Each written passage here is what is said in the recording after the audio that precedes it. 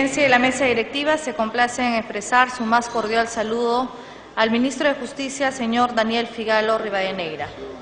Conforme a la parte pertinente del literal E del artículo 55 del Reglamento del Congreso, hará uso de la palabra el ministro de Justicia, señor Daniel Figalo Rivadeneira, por un tiempo no mayor de 60 minutos para su exposición y posteriormente se dará el uso de la palabra a los voceros de los grupos parlamentarios según el criterio establecido en la Junta de Portavoces. Para tal efecto, se solicita a los portavoces de los grupos parlamentarios que se sirvan alcanzar a la mesa la relación de oradores en el que harán uso de la palabra. Tiene la palabra el señor ministro de Justicia, señor Daniel Figalo Rivadeneira. Adelante, ministro.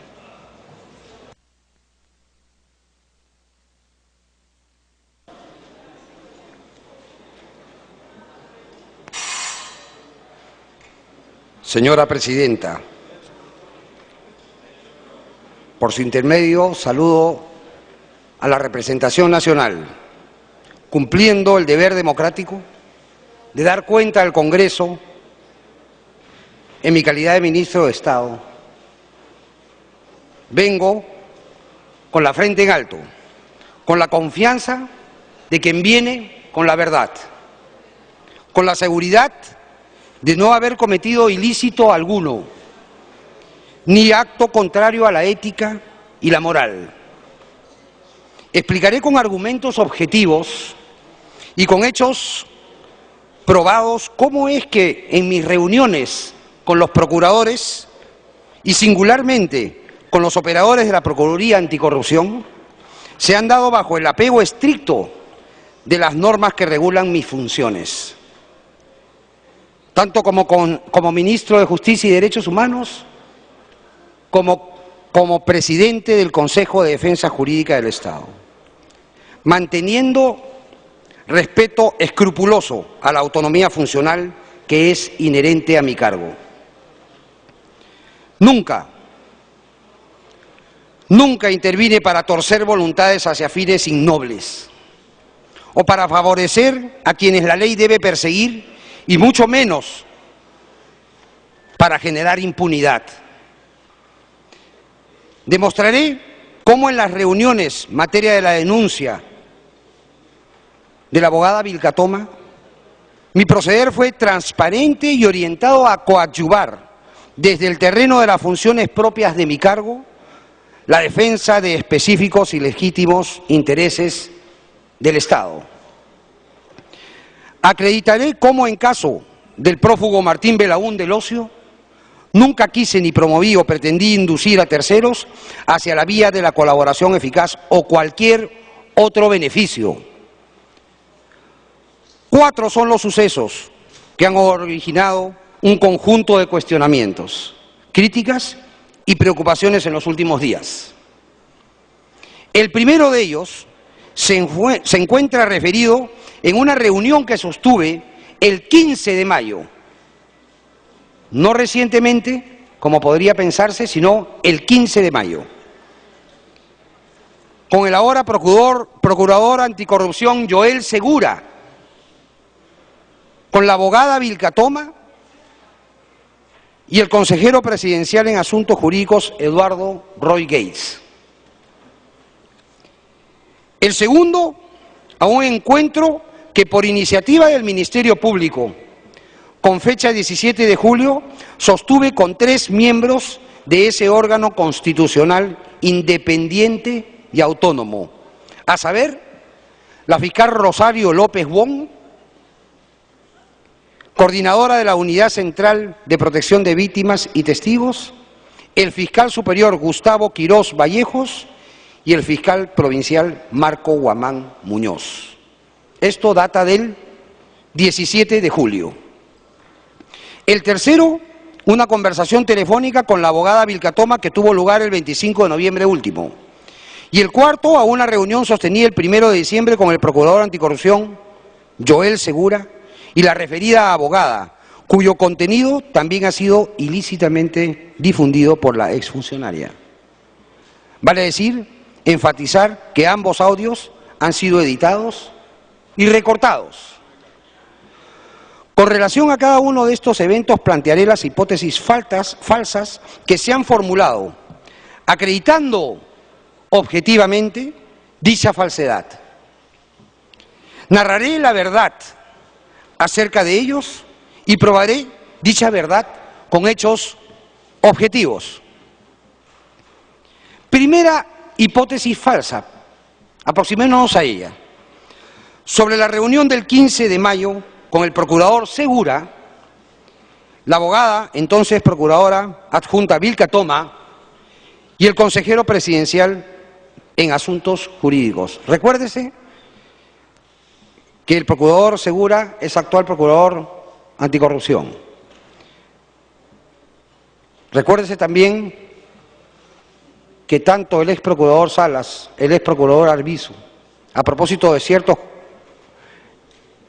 comentarios sobre la renuncia del procurador Salas, dijeron que era importante que Joel Segura continuara, y así él está continuando. Él estuvo en esa reunión también.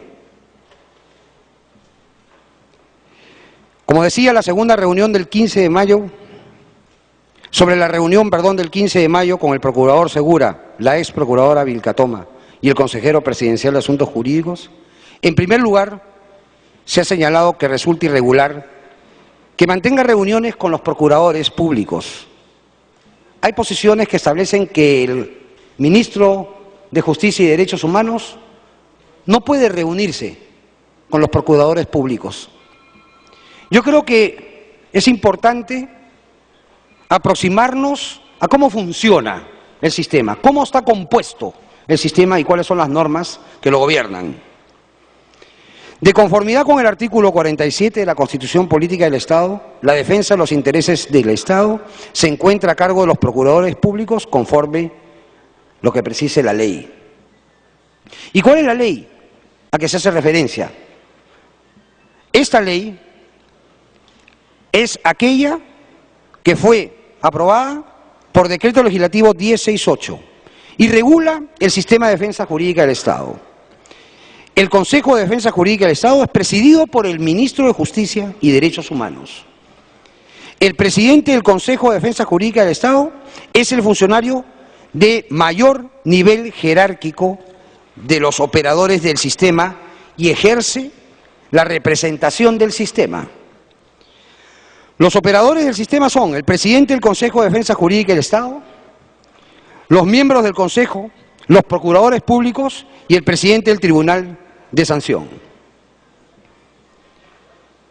De acuerdo al artículo 6.1 y 8b, a ambos artículos del referido decreto legislativo, entre las atribuciones y obligaciones del presidente del Consejo de Defensa Jurídica del Estado, que a su vez es el Ministro de Justicia y Derechos Humanos, está el de adoptar las acciones tendientes a evaluar, supervisar y controlar el eficiente ejercicio de la defensa jurídica del Estado a cargo de los procuradores públicos. Como resulta evidente, sería imposible cumplir con estos deberes funcionales si no mantengo reuniones directas con dichos procuradores. Asimismo, de conformidad con el artículo 24.2 de la misma norma, el Decreto Legislativo 1068, los procuradores públicos tienen la obligación de remitir al Congreso de Defensa Jurídica del Estado la información requerida sobre los procesos a su cargo, cumplir las políticas, normas y procedimientos que se emitan bajo responsabilidad, entre otras. Los artículos 6.2 y 8A de la citada norma establecen que el presidente del Consejo de Defensa Jurídica del Estado ejerce la representación del Consejo. En consecuencia, los procuradores tienen la obligación de brindar información cada vez que el presidente del Consejo de Defensa Jurídica del Estado lo solicita. Ello no solo es irregular, no solo no es irregular, sino que así lo exige la ley. Resulta jurídicamente obligatorio y necesario el contacto, coordinación directa con los procuradores, lo que es esencialmente distinto a involucrarse en el desarrollo procesal de los casos a cargo de dichos procuradores para ordenar o no actos procesales a su cargo. los procuradores realizan los actos funcionales en los procesos conforme a la autonomía funcional. En virtud de ello, cumpliendo mis deberes como ministro de Estado y presidente del citado Consejo, y tal como lo han venido haciendo también quienes me han antecedido en el cargo, he mantenido reiteradas reuniones con los procuradores del sistema. Todos los procuradores, sin excepción, pueden dar fe de ello.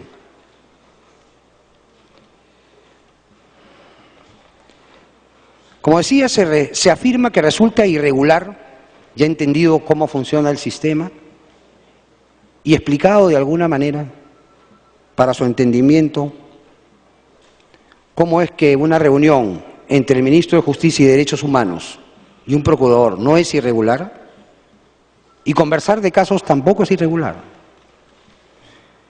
Puedo decir que también se afirma que resulta irregular la presencia en dicha reunión del consejero presidencial Eduardo Roy, ¿no es cierto? Bueno, la hipótesis que se plantea de irregularidad no es cierta. De conformidad con el artículo 10 del Reglamento de Organización y Funciones, aprobado mediante Decreto Supremo 066/2006 PCM y el Manual de Organización y Funciones del Despacho Presidencial, el consejero presidencial brinda asesoría y apoya al señor presidente de la República en el desarrollo de sus actividades. Como parte del despacho presidencial, se prevé la figura de los consejeros presidenciales en diferentes materias. Uno de ellos es el consejero presidencial de Asuntos Jurídicos a cargo del abogado Eduardo Roy Gates. Dentro de las funciones de los consejeros está la de brindar asesoría individual o colegiada en los asuntos de su competencia, requeridos por el presidente de la República. Además, realizan estudios, informes y emiten opiniones sobre materias específicas o especializadas que determine el presidente de la República o la Secretaría General de la Presidencia de la República, entre otras funciones que le son asignadas. Pido recordar que esta reunión, ¿en qué contexto se da? Se da en un contexto en que todo el Estado peruano, todos, nos reunimos para atender el gravísimo problema, la gravísima situación de Ancash, en lo político, en lo social, en lo criminal, con desencadenante en la gestión pública. Ese asunto ya no constituye ni constituía un problema de interés regional, sino de interés nacional, y por lo tanto del Consejo de Ministros también. En él se dispuso el desarrollo de múltiples acciones. Recordemos aquella que tuvo relación con la modificación de normas que contó con el apoyo de este Parlamento también, a propósito de la posibilidad de establecer unidades ejecutoras cuando se congelaban las cuentas para que no se sacrifique el servicio público en esa región y en otras que también estuvieron involucradas en estos procesos. En el contexto en que vivía Ancash, el Consejo de Ministros presidido por el Presidente de la República se abocó a desarrollar acciones relacionadas con la recuperación de Ancash. Para ello se debían realizar acciones vinculadas con los presuntos ilícitos que ahí se cometían. ¿En qué situación se encontraban los procesos? ¿Cómo se encontraba esa situación desde la dimensión de la política criminal también? Uno de esos casos, sin duda, el más relevante, era el caso judicial denominado La Centralita. El interés del consejero y del propio ministro era de recabar información general del caso. Ese era el interés que se manifiesta a través de la comunicación del consejero y que yo acuerdo que así se haga. Como es evidente, el señor presidente de la República tiene una justificada preocupación por conocer los casos de connotación y relevancia nacional. Y el caso de La Centralita, a la luz de la información que se ventilaba ya desde entonces, claramente lo era. Inclusive había sido objeto de análisis a nivel, como dije, del Consejo. Prueba de ello es que 4 días después de la reunión, es decir, el 19 de mayo, se produjo la sesión del Consejo de Estado, presidido por el presidente de la República, que versó sobre Ancash.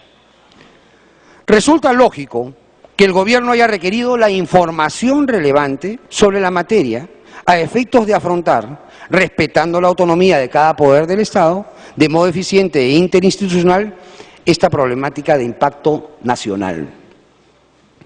En tal sentido, la reunión del consejero jurídico del despacho presidencial con el ministro de Justicia y Derechos Humanos y la abogada Vilca Toma y el abogado Joel Segura es compatible con las asignadas en el marco legal para dicho despacho.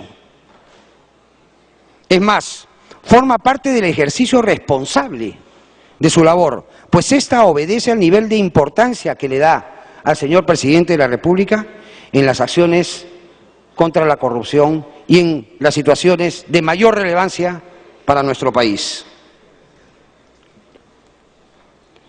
Las acciones en torno a esta materia no están exentas de la preocupación de las más altas autoridades. En consecuencia, el consejero y su presencia en el caso de la centralita fue exclusivamente de carácter informativo y no invade ni incide en la estrategia procesal diseñada por la Procuraduría. No afecta a la reserva del caso ni transgrede aspecto ético alguno, ni se produjo un debate en torno al futuro del caso. Así entonces, todo lo tratado en dicha reunión, a la luz de los antecedentes y hechos, no constituye ninguna irregularidad por parte del ministro de Justicia y Derechos Humanos al permitir dicha reunión, pues se trató de una reunión, como he dicho, informativa y en general nunca se expuso lo relacionado con los detalles del caso. Se ha dicho que en la referida reunión se evidenció un interés de mi parte de interferir. Esto no es verdad. Si hubiera sido, como se explica, que muy pocos días después, lo que ocurrió fue que se dictó el mandato de detención de Martín Belaúnde del Ocio. Es decir, la reunión fue el 15, pero el 26 se dictó un mandato de detención. Si hubiera habido una intención de interferir, no hubiera ocurrido. Ese mandato de detención hubiera llegado a algo. No solo no hubo la intención, sino no produjo nada. El 29 de mayo, el Ministerio Público haya solicitado al Poder Judicial que se dicte una orden de detención y que el 29 de mayo se haya dictado dicha orden judicial de detención. De otro lado, ante la preocupación expresada por la Procuraduría por las condiciones en que se encontraba uno de los más importantes colaboradores eficaces y su familia, las cuales podían poner en riesgo su disposición, estoy hablando en mayo, los cuales podían poner en riesgo su disposición para colaborar con la justicia, instruir al viceministro de Derechos Humanos y Acceso a la Justicia para que actúe de inmediato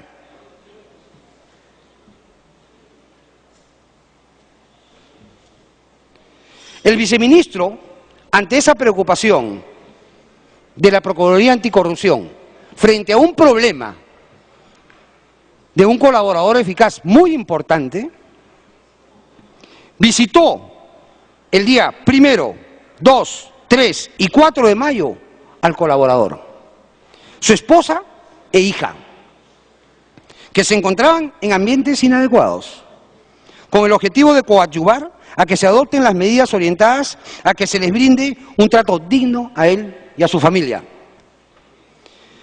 Asimismo, se realizaron gestiones con la Comisión Nacional de Bienes Incautados, tendientes a la asignación de un inmueble como parte de las medidas de protección y seguridad que se querían plantear. La documentación sobre esta gestión fue entregada el 20 de junio a la abogada Jenny Vilca Toma, a efectos de que coordine con la Unidad de Protección de Víctimas y Testigos y colaboradores del Ministerio Público.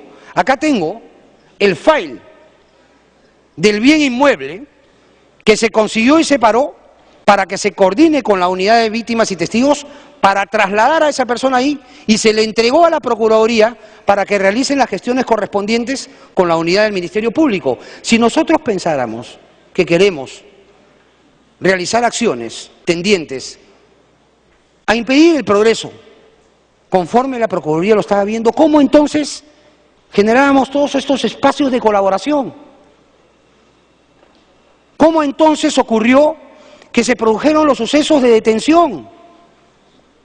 Es más, se ve, si uno analiza los videos de aquella época, el señor Belaún del Ocio, el prófugo Belaún del Ocio, se encontraba dando entrevistas.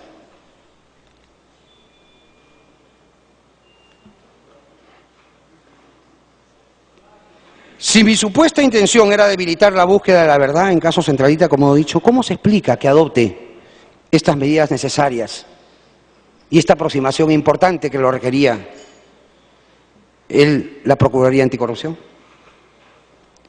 De otra parte, cuando se traslada el caso La Centralita del Santa a Lima, el 17 de junio, el presidente de la Sala Biestein, presidente de la Sala Permanente de la Corte Suprema, Javier Biestein, me pide, en mi calidad de presidente del Consejo de Defensa Jurídica del Estado, que determine cuál es la Procuraduría competente, si la de orden público o la especializada en delitos de corrupción. ¿Por qué esto es relevante? Porque en ese momento se podía haber visto una ventana para quitarle el caso a la Procuraduría Anticorrupción, que estaba trabajando muy bien, impulsando los asuntos, sin ninguna interferencia. ¿Cuál sería entonces la posibilidad acá? Como habían dos procuradurías en ese momento trabajando en el tema, uno de asociación ilícita, que es la Procuraduría de Orden Interno, y la otra la Procuraduría Anticorrupción, decidí, como presidente del Consejo de Defensa Jurídica del Estado, darle esa competencia absoluta y única a la Procuraduría Anticorrupción, y además ordenar que la Procuraduría de Orden Público apoye todo lo que fuera necesario. Un nuevo elemento adicional que me permite dar cuenta de que no se realizaba ningún tipo de interferencia. Hubiera sido el momento para quitarle la competencia, pero no ocurrió. Si mi supuesta intención, como digo, era obstaculizar, eso no se estaba produciendo. Reunión, ahora, un par de meses después, del 17 de julio, con relación a la reunión que con fecha 17 de julio sostuve con la fiscal Rosario López Wong, el fiscal superior Gustavo Quirós Vallejos y el fiscal provisional Marco Guamán, también se han tejido diversas hipótesis falsas. En primer lugar, se ha dicho que yo tenía interés que se produzca esa reunión. Eso no es cierto. La reunión se produce a iniciativa del Ministerio Público.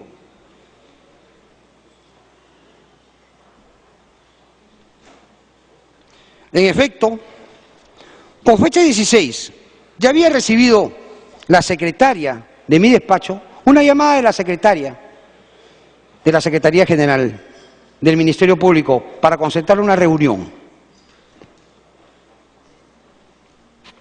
Aquí tengo el registro telefónico de esa llamada. Y después, en una reunión sobre el aniversario de la Academia de la Magistratura, me encontré con el fiscal supremo Pablo Sánchez. Ahí tuvimos un intercambio de apreciaciones sobre la problemática de una colaboración eficaz. La asociación directa es clara. Reunión, llamada, el mismo día, de modo tal que al día siguiente yo indiqué que vengan. Y en efecto, vinieron. Vinieron 3 fiscales, como ya se sabe.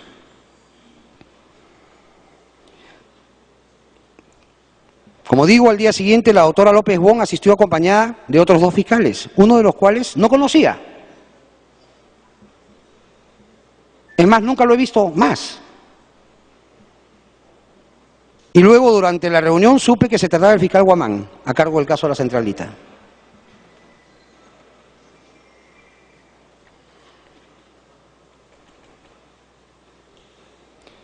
Se ha sostenido también que resulta irregular cómo es que el ministro de Justicia y Derechos Humanos mantenga reuniones con los miembros del Ministerio Público. Eso es falso. La Ley Orgánica del Poder Ejecutivo establece en su artículo 46.9 como uno de sus sistemas administrativos la defensa judicial del Estado, respecto a la cual el Ministerio de Justicia y Derechos Humanos ejerce la rectoría.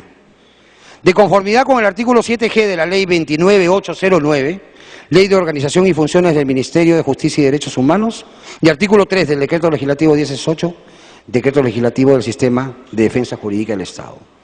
Es una función rectora del Ministerio de Justicia y Derechos Humanos velar porque la labor del Poder Ejecutivo se enmarque dentro del respeto de la Constitución política y la legalidad, brindando orientación y asesoría jurídica que garantice la vigencia de un Estado constitucional de derecho y contribuye al fortalecimiento de la institucionalidad democrática.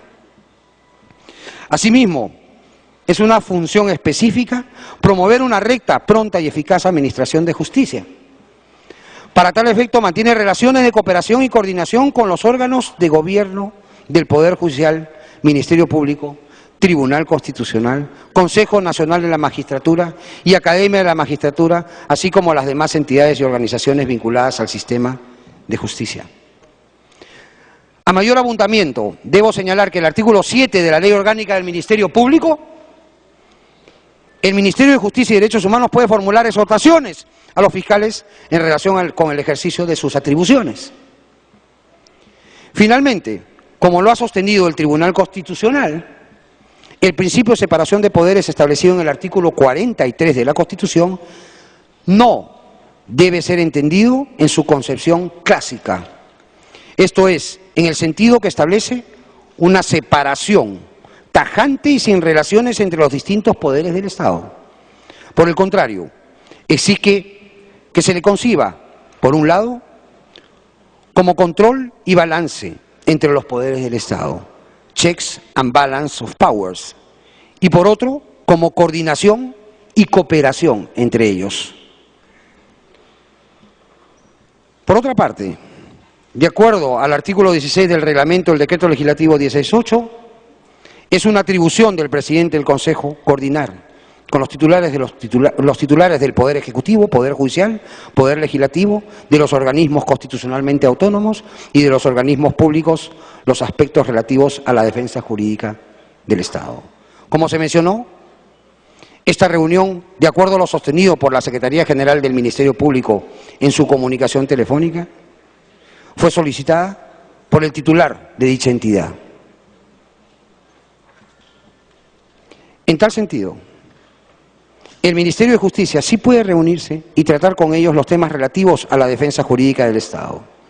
Esto podría ir desde coordinar a efecto de establecer o ayudar en el desarrollo de actividades de la defensa del Estado, solucionando los problemas que puedan surgir y dificulten la labor de los procuradores públicos.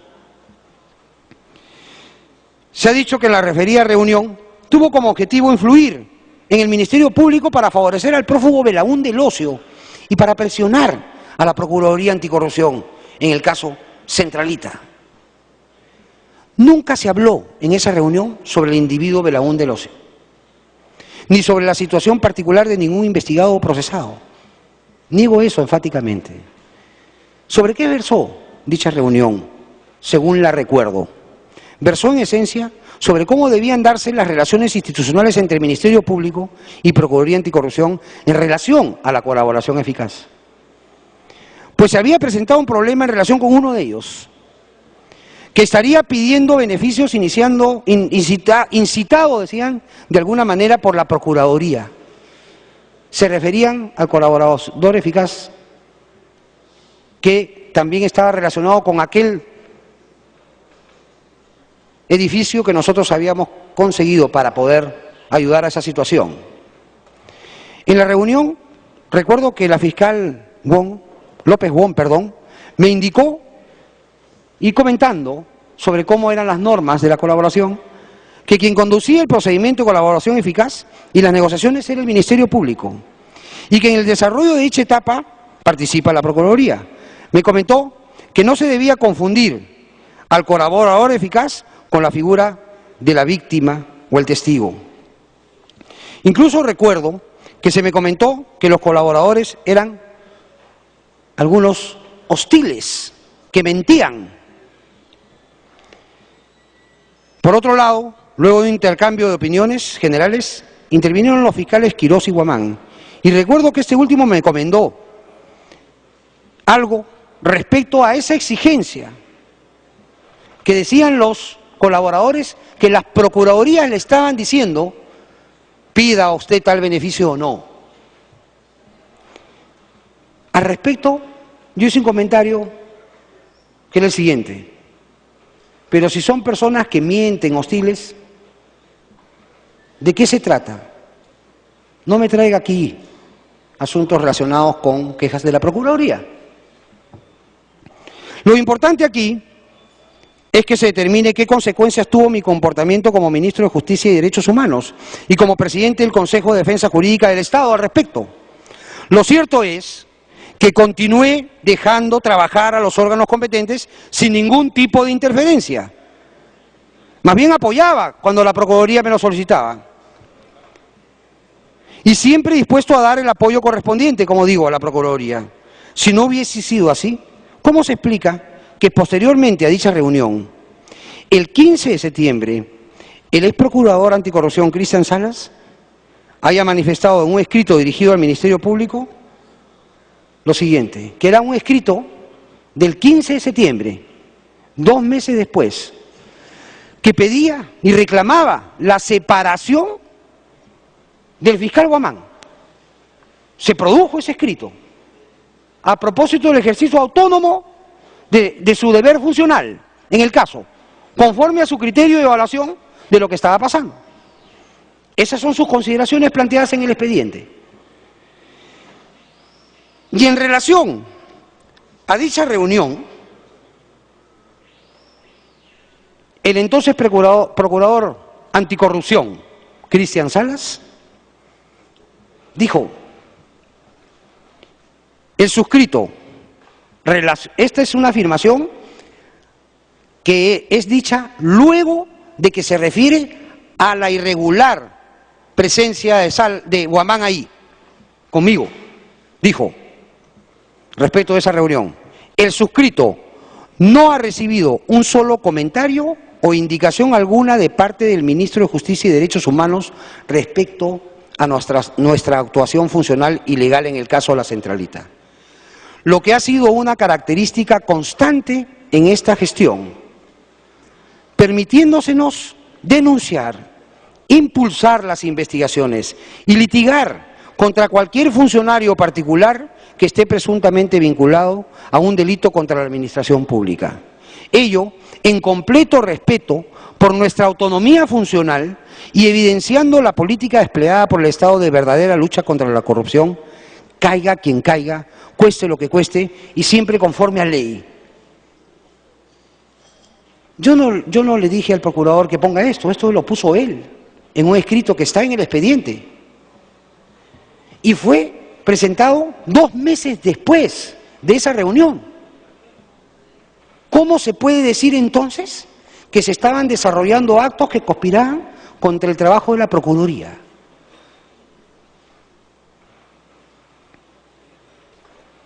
Además, pasa el tiempo y se produce la solicitud de renuncia, la carta de renuncia del entonces procurador Salas, el 27 de octubre, y también dice que se agradece el respeto por la autonomía de las decisiones y acciones y estrategias legales aplicadas en la investigación y procesos penales de competencia de esta Procuraduría. El procurador Salas sabe muy bien cómo funciona la Procuraduría, cómo funciona el sistema. sí sabe cómo funciona el sistema. Hemos tenido diversos encuentros, diversas conversaciones, intercambio de pareceres, pero nunca se ha coactado a la Procuraduría a actuar de una manera u otra. Él lo sabe. Los procuradores, todos los otros procuradores también.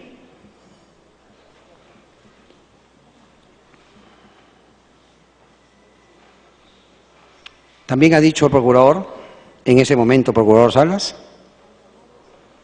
que nunca estuvo motivada la renuncia por presiones. Si se hubiese tenido, digo, esa intención de debilitar a la Procuraduría, ¿cómo se explica que en el marco del compromiso institucional de este gobierno para fortalecer las estrategias de lucha contra la corrupción, se dispuso un aumento significativo? Continúo. Un aumento significativo del presupuesto de la Procuraduría Especializada en Delitos de Corrupción desde el 2011, de 5.661.472, al 2014, 9.775.438. Se ha elevado su presupuesto en un 72%. Se ha programado que el presupuesto institucional de apertura del 2015 sea de 12.133.800, más todavía presupuesto. ¿Cómo se explica que en cuanto al personal, en el año 2014 la Procuraduría Especializada cuente con 51 funcionarios más en comparación con 100 que se encontraban en el 2011? Asimismo, durante el año 2013 y 2014 se ha procedido a la adquisición de 64 equipos celulares, 3 teléfonos IP, 70 computadoras, 4 notebooks, 10 impresoras y se han contratado 23 nuevos locales para la mayoría de las Procuradurías Públicas Anticorrupción descentralizadas. Como consecuencia de los graves hechos ocurridos en la región Ancash, se tomaron una serie de medidas administrativas inmediatamente para dotar a la Procuraduría de la zona de mayor personal. Se rotaron abogados hacia allí, se contrataron a 4 abogados seniors más, se puso un nuevo local allá, el equipamiento informático, se brindó mayor seguridad policial para los locales y los procuradores anticorrupción en la zona. Recuerden que el caso durante un tiempo estuvo en Ancash. Hicimos todo lo necesario. Ahora bien, respecto a la conversación telefónica con la abogada Jenny Vilcatoma. Fíjense, yo quisiera, antes de iniciar mi informe respecto a esto, que veamos un video que quisiera que ustedes lo aprecien y vean si es que yo digo que es posible la colaboración eficaz, contradiciendo al procurador. Por favor. Esto, perdón, permíteme, esto ocurre cuando yo estoy saliendo de un conversatorio de derechos humanos. Era la Semana de los Derechos Humanos, se iniciaba, me había abocado todo el tiempo a los derechos humanos. El Ministerio de Justicia y Derechos Humanos es un ministerio muy complejo. No solo ve un caso, un asunto, un tema, ve muchos asuntos. Y este era el momento de los derechos humanos. Por favor. Audio. Verifique el audio, por favor.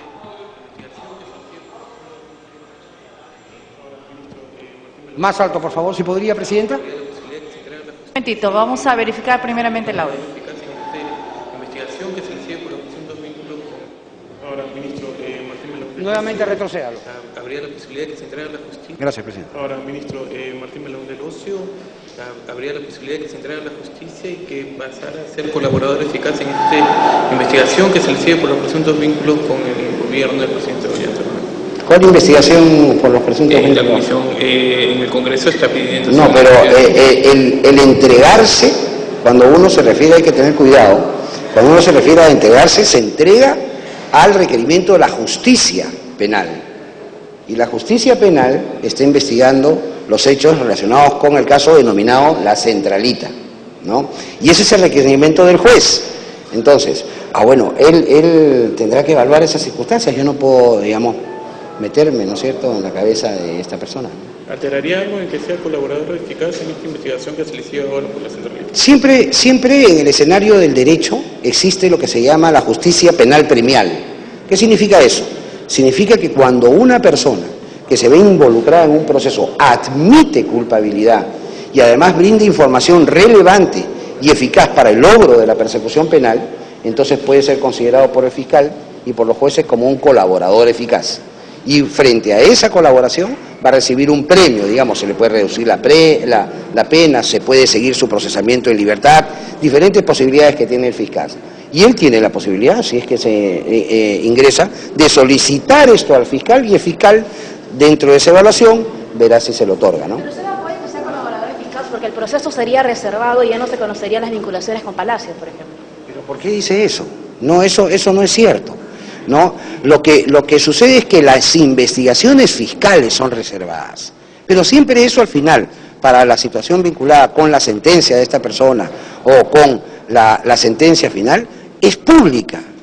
Entonces, mientras dura la investigación es reservado, como toda investigación, claro está. ¿Qué considera usted que sería lo más conveniente? ¿Que sea colaborador eficaz o que sea capturado Mire, por la ese no es policía? un asunto que me corresponde a mí decidir. Primero le corresponde a la persona que está siendo imputada, ¿no? Evaluar, primero.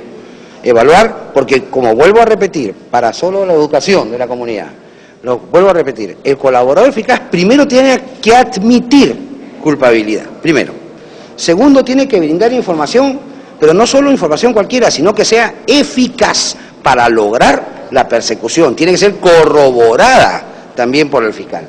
Una vez realizado esto, el fiscal puede calificarlo como colaborador eficaz y proponerle algunos premios de la justicia. No significa liberarlo totalmente, sino algunos premios que la justicia penal pueda otorgar. Todo ese escenario lo desarrolla el colaborador supuesto, el que pretende serlo, el abogado del colaborador y el Ministerio Público, no yo.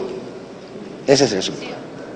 No, la policía desarrolla las investigaciones, ellos no entran en ese escenario. Le vuelvo a decir, el que solicita, el abogado, la Procuraduría puede entrar también ahí y el Ministerio Público. Esos son los que participan. El ministro del Interior, Daniel Urresti, consideró más temprano que lo más conveniente es que sea capturado, más que sea colaborador.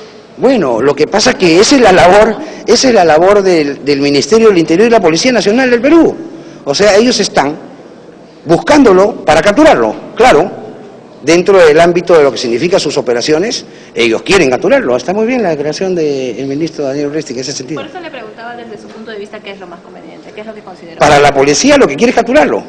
¿Y para el gobierno qué es lo más conveniente? No hay conveniencia en el gobierno en este escenario, no es que le conviene una cosa u otra. Al gobierno le conviene que se encuentre la verdad y que las personas culpables tengan que recibir la pena correspondiente. Eso es lo que le conviene al gobierno y a todos los peruanos. La justicia sí opina en este caso a través del procurador, ¿no es cierto? El procurador defiende los intereses del Estado para lograr la recuperación civil y la indemnización por el daño causado al Estado. Eso es lo que hace el procurador. Ahora, ministro, Martín Belaúnde Lucio.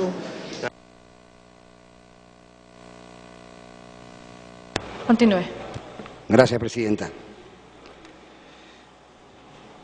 Bueno, como verán, yo me limité a señalar en términos generales que cualquier persona puede presentar una solicitud para acogerse a la colaboración eficaz, pero que evidentemente la procedencia o no de dicha solicitud es una cuestión que depende de una decisión del Ministerio Público. De hecho, ante la pregunta directa de la prensa sobre si procedía o no, en el caso de Belaúnde, acogerse a la figura de la colaboración eficaz, yo me limito a señalar, ese no es un asunto que me corresponde a mí decidir. Y agrego que al gobierno le conviene que se encuentre la verdad y que las personas culpables tengan que recibir la pena correspondiente. No existía pues ninguna contradicción en mi posición con la de Salas, pues yo asumí que no me correspondía opinar sobre una situación de un investigador en particular. Es más, yo trato de decir, esto es para educación, para contar cómo es, cómo funciona. Fíjense, yo quisiera advertir un asunto que creo que puede ser para ustedes ilustrativo. Yo no tengo ningún papel de ese expediente, ninguno. lo lleva a la Procuraduría. Yo no tengo ningún documento, no conozco ninguno de sus actuados, no sé absolutamente de eso. No existía pues ninguna contradicción con la posesión de Salas, pues asumí que no me correspondía opinar sobre la situación de un investigado en particular. Ocurre, sin embargo, que parte de los medios de comunicación lo vio así. Por ello, el mismo día, intento comunicarme con el entonces procurador Salas para que me detalle el procedimiento de colaboración eficaz y determinar así dónde estuvieron las supuestas contradicciones que reportaban los medios de comunicación. Incluso le envío un mensaje de texto que tengo grabado. Al no poder comunicarme con él, llamo a la entonces procuradora adjunta Jenny Vilcatoma. Con relación a la conversación que tuve con la abogada Jenny Vilcatoma el 25 de noviembre último, el mismo día que hemos visto, debo manifestar que esta no se hizo en el marco de mis atribuciones como presidente del Consejo de Defensa Jurídica del Estado. Como he mencionado, de acuerdo a ley tengo las funciones de supervisión, control y orientación en las acciones que realizan los procuradores en el ejercicio de sus funciones. En los fragmentos de audios se han hecho públicos, se advierte que en ningún momento me pronuncio sobre una supuesta procedencia y colaboración eficaz de Belaúnde Locio. La conversación giró en torno a conocer mucho mayor detalle del procedimiento a seguir en los casos de colaboración eficaz. Eso es lo que se evidencia del audio hecho público, donde en todo momento insisto que no es una pregunta específica sobre la situación a un caso particular, sino sobre el mecanismo procesal a que se sigue. No obstante que permanentemente la abogada Vilcatoma intenta hacer referencia al investigado Martín Belaúnde Locio. Hoy, a la luz de los acontecimientos y conociendo recién que estuve siendo grabado, puedo entender esa conversación con la abogada Vilcatoma, que dice además que yo venía de alguna manera siendo investigado desde aquella reunión en mayo. Estamos en noviembre, en mayo. Este era un intento premeditado de buscar que mis respuestas caigan en un escenario de responsabilidad o eventual ilicitud, cosa que no ocurrió. En ningún momento yo pretendo torcer la actuación de la Procuraduría. Insisto, aun cuando no sabía que estaba siendo grabado y evidenciándose por el tono coloquial de la conversación, la confianza que despliego ante mi interlocutora, no hay ninguna orden, ninguna presión. La procuradora y los procuradores saben lo que tienen que hacer. Yo había demostrado permanentemente toda la confianza respecto de lo que tenían que hacer. El problema era que se estaba encendiendo una polémica inexistente, mediática, por mi participación. Y tenía que ver cómo salir, precisamente porque soy el presidente del Consejo de Defensa Jurídica del Estado.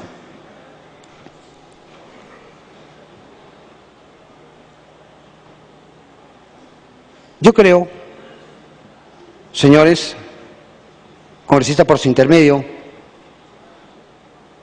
que se hace necesaria para conocer de qué se trata, que se entreguen la totalidad de los audios completos, sin editar, si lo consideran pertinente, al Congreso de la República. Totalidad de los audios, totalidad, sin editar, completos, y vean el conjunto. Pero más allá de esto,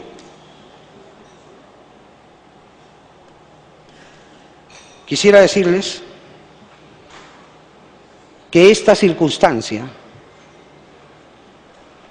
puede hacer necesaria una investigación si lo consideran.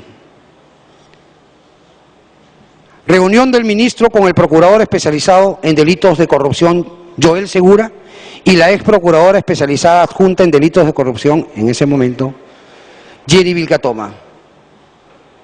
Como ya se explicó, esta reunión no tiene nada irregular. De este segundo audio no se desprende mi preocupación por no afectar la institucionalidad de la Procuraduría y del Ministerio de Justicia y Derechos Humanos ante los medios de comunicación. Pues ante la aceptación de la renuncia del ex procurador Salas, con quien ya había convenido que sea un mes, con el que ya una semana antes me había dicho cuándo salía, que ya tenía todo listo, a quien lo llamé el día anterior para decirle que ya la había tramitado, que en cualquier momento podía salir. Ante los medios de comunicación, pues esta aceptación, como decía, de renuncia del ex procurador Salas, los medios de comunicación empezaron a especular que las razones de la salida de Salas se debieron a las supuestas contradicciones que habíamos tenido ante la pregunta de los medios de comunicación. Entonces, en este contexto, nuevamente, para que vengan llamé a los procuradores. Evidentemente, estas especulaciones lo único que hacían era debilitar la institucionalidad del MINJUS y de la independencia de la Procuraduría. Y es precisamente ante ese contexto que yo llamo a reunión a la abogada Jenny Vilcatoma y al procurador Joel Segura, y a fin de fortalecer nuestra institucionalidad e independencia. Por ello les explico cómo se dieron mis declaraciones y las del ex procurador Salas ante la consulta de los medios de comunicación si procedía o no la colaboración eficaz. En ambos audios, si ustedes vieran el origen, el inicio, todo gira en torno a esta situación mediática. Ha salido unas declaraciones, ha salido otras declaraciones, ¿qué está pasando? Todo gira en torno a eso. Yo tengo una gran preocupación respecto de los canales de comunicación adecuados que tienen que realizarse a través de los medios. Hay muchas cuestiones delicadas que se tratan en los procesos penales de la más alta relevancia. Y eso para mí es de alta preocupación. Y aquí se estaba produciendo un escenario en donde había una supuesta tergiversación. Como se puede escuchar en el audio editado e incompleto, en aquel audio en donde aquella persona que me grababa estaba buscando algo y yo, con toda la confianza, hablaba y brindaba mis opiniones y conversaba. En esos audios yo nunca afirmé que la colaboración eficaz procedía. Nunca dije, la colaboración procede, tal cosa. Ante la insistencia de la prensa solo intenté explicar cómo serían los procedimientos y escenarios ante este supuesto. Fíjense, presidenta, congresistas, por su intermedio.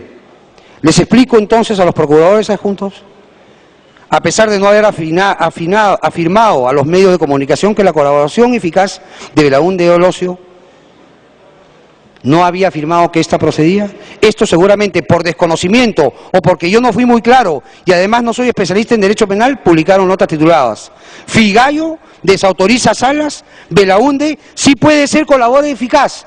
Pero si vemos el video, no dije eso. No dije eso. Presidenta,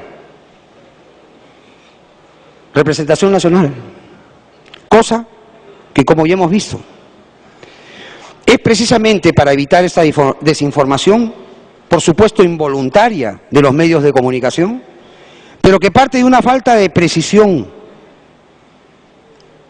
y de afinación entre el MINJUS y la Procuraduría, que ese 1 de diciembre de 2004 cito a mi oficina a Joel Segura y a Jenny Vilcatoma. También estaba Joel Segura.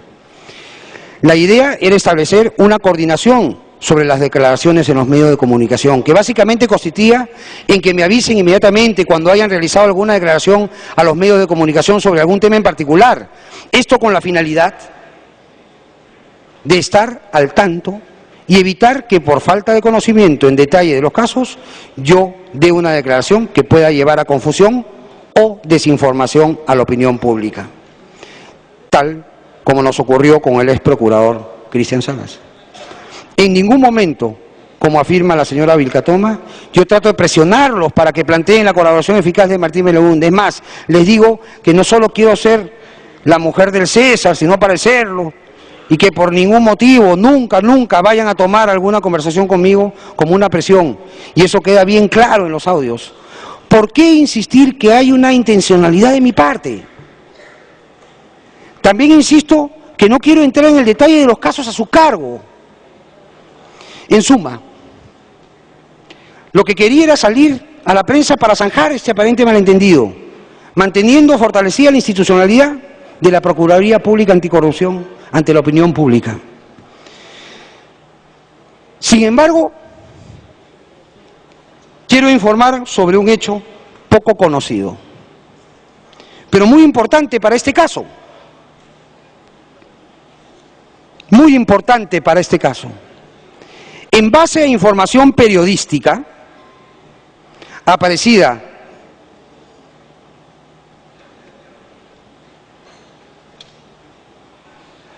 en días recientes, el propio fiscal Marco Guamán, encargado de la investigación, antes de esta aparente discrepancia, en el mes de agosto, ya había establecido, dice la entrevista, la condición de cabecilla de Martín Belaúnde.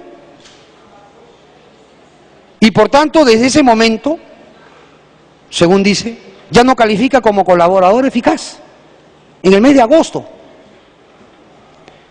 Esa es una cuestión que tiene que ver y comentar en todo caso los fiscales. Cuestión que, por cierto, reafirma que en modo alguno el gobierno ha ejercido. Este ministro de Justicia y Derechos Humanos ha ejercido, ni ejercerá algún tipo de injerencia en los poderes constitucionales autónomos y tampoco en la Procuraduría para torcerla, para ordenarla. Yo lo hubiera dicho si no estaba grabado. Tengo acá, para citar para su conocimiento, para citar la entrevista que se le ha hecho recientemente al fiscal Guamán. Permítame, Presidenta. A la pregunta, muy bien, ¿en qué momento usted tiene claro que Martín Belaúnde es cabecilla y lo plasma en documentos? En el devenir de las investigaciones, y lo decimos en la sustentación de las prisiones preventivas cuando vamos definiendo cómo están organizados los aparatos de organización criminal, responde el fiscal Guamán a esa entrevista. ¿En qué documento lo precisa? Hay una disposición número 45, dice, en donde ya lo hemos precisado. También lo dijimos en la audiencia de prisión preventiva contra Milagros Acián, en el mes de agosto. Y eso está en los audios del juzgado y en consecuencia en el expediente. Eso equivale a que está postulando la Fiscalía y ya no puedo tener un pronunciamiento contradictorio. O sea, esto es revelador, porque el fiscal Guamán decía entonces que ya tenía una posición formada al respecto y que ya no podía cambiarla en el mes de agosto.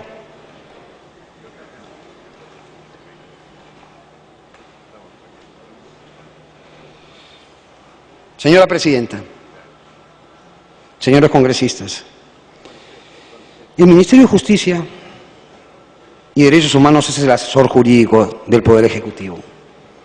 El Ministerio de Justicia ejerce funciones y las cumple en materia de control, evaluación y supervisión de los procuradores públicos en la defensa jurídica del Estado.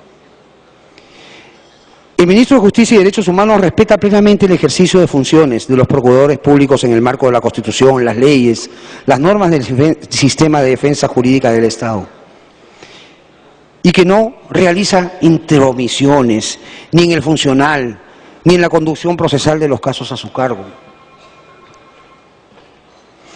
El Ministro de Justicia y Derechos Humanos no ha vulnerado ninguna disposición constitucional ni legal en el ejercicio regular de sus funciones al realizar reuniones de coordinación, cooperación con el Ministerio Público. El Ministerio de Justicia ha reforzado intensamente la Procuraduría Anticorrupción y además aquella que se aboca al caso Ancash, denominado la Centralita. La Administración Pública de la que forma parte el Ministerio de Justicia y el Consejo de Defensa Jurídica del Estado cuenta con todos los mecanismos legales y administrativos para dar por concluido en el cargo a funcionarios de confianza. Y ello no supone la vulneración de leyes, pues su condición es de libre remoción. Señora Presidenta, y por su intermedio a los congresistas, estoy aquí como ministro de Estado compareciendo ante el primer poder del Estado debido a acusaciones de una ciudadana a quien le conferí mi confianza, nombrándola procuradora para el caso La Centralita, según lo asignó el procurador anticorrupción. Nombrarla porque sabía que conocía del caso, porque ella había participado en el Ministerio Público en su oportunidad, allá por el 2012, si no me equivoco. Hago notar que en esa fecha de su nombramiento, como decía, ya sabía que ella había participado como fiscal en las investigaciones que involucraban a Martín Belaúnde del Ocio, porque había un allanamiento en el año 2011 que produce todo un escenario litigioso que aún se está viendo en el proceso del que hablamos. Entonces, ¿cómo puede ser que el ministro de Justicia y Derechos Humanos, conociendo esto, integre dentro de ese equipo a la persona que conocía eso también? Hubiera puesto a otra. En efecto, al poco tiempo de su nombramiento, según tengo entendido, la Procuraduría solicitó la incorporación de esta persona, con otras más. ¿Acaso ese nombramiento es el de alguien que buscaba impunidad de dicho ciudadano o para dicho ciudadano? ¿Acaso la situación jurídica de Belaúnde del Ocio no se ha ido agravando permanentemente gracias al impulso de la Procuraduría Anticorrupción? La Constitución y las leyes ponen en manos del Congreso mi continuidad en el cargo de ministro de Estado. Yo estoy convencido de mi buen accionar. Mi familia, el nombre de mi familia, la gente que me conoce sabe quién somos. La gente que trabaja conmigo sabe quién soy. Yo tengo una ejecutoria dedicada al servicio. Soy una persona que no tengo mucho dinero. Vivo de manera austera. Mi vocación es servir.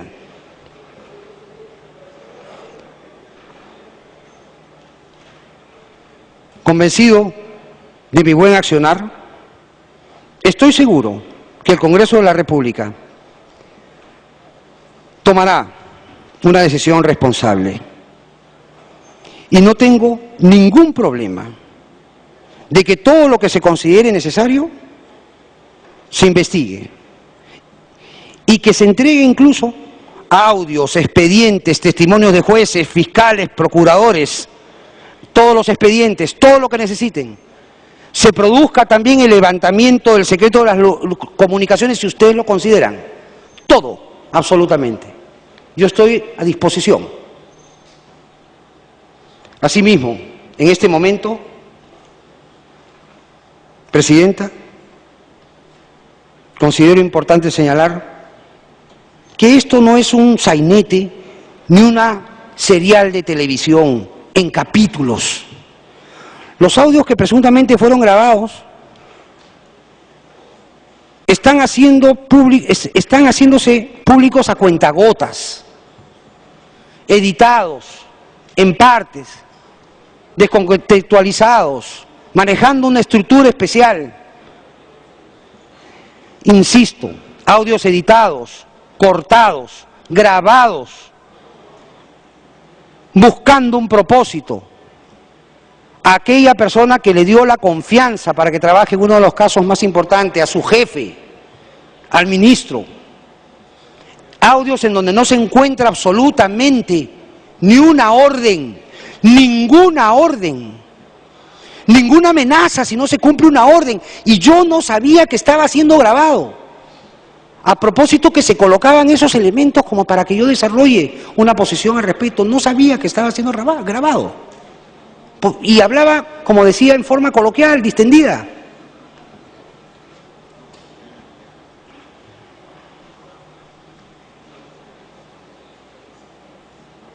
Yo creo que es importante también, entre otras cosas, Presidenta, congresistas, que se debe averiguar lo que acaba de ser revelado por la prensa, en el sentido de que el señor Belaúnde no podía ser beneficiado con la colaboración eficaz, debido a que la Fiscalía ya había adoptado una decisión al respecto desde el mes de agosto y se tenía que continuar, negando esa posibilidad.